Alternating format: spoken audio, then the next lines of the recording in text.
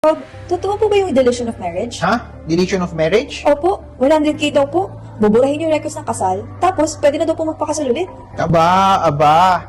Illegal yan because under Article 171, falsification of public document yan. Kasi ibahin ninyo yung laman ng isang public document.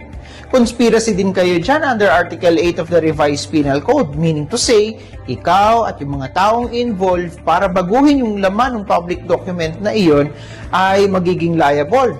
Ngayon, kapag ginamit mo yan, halimbawa para makasal ka sa iba, edi may bigamy ka pa under Article 349 ng Revised Penal Code kapag natuklasan ng tunay mong asawa iyan.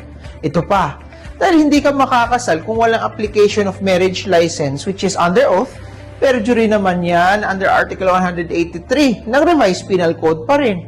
Dahil iyon yung isusulat mo na single ka kaysa ang totoo, married ka.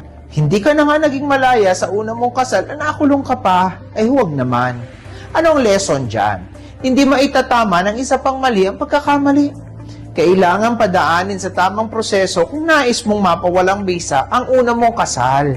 Kung talaga namang merong valid ground ito, ay padaanin ito sa legal na proseso.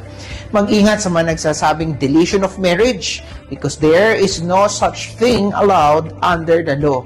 Okay?